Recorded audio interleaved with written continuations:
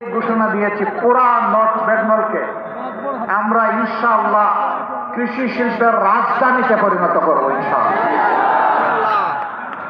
এখানে কৃষি গবেষণা ইনস্টিটিউট হবে, বিশ্ববিদ্যালয় হবে এবং সেই পড়ালেখা কাগজে না বাস্তবে হবে, প্রফেশনাল এডুকেশন।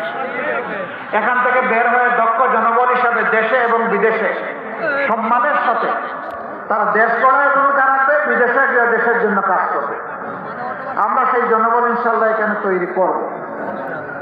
এখানে ধান এবং ফল এই দুইটার গবেষণা ইনস্টিটিউট যদি পূর্ণাঙ্গ technical university based up on agriculture কৃষিভিত্তিক বিশ্ববিদ্যালয় যদি এখানে হয় তাহলে ওটা আলাদা লাগবে না, ওটা তারই অংশ হবে এবং গবেষণা ইনস্টিটিউট ওখানে অন্তর্ভুক্ত হয়ে যাবে স্বাভাবিকভাবে, সেটাও ইনশাল্লাহ হবে। এই এলাকায় বিপুল পরিমাণ আম উৎপাদন হয়, কুল উৎপাদন হয়, এখানে পেয়ারা উৎপাদন, কিন্তু সংরক্ষণের উপযুক্ত ব্যবস্থা না থাকার কারণে কৃষকরা তাড়াহুড়া করে, খামারিরা তাড়াহুড়া করে তারা বিক্রি করতে বাধ্য হয়। এতে তারা উপযুক্ত মূল্য পান না, আর বিক্রি না করতে পারলে পচে গলে শেষ হয়ে যায়।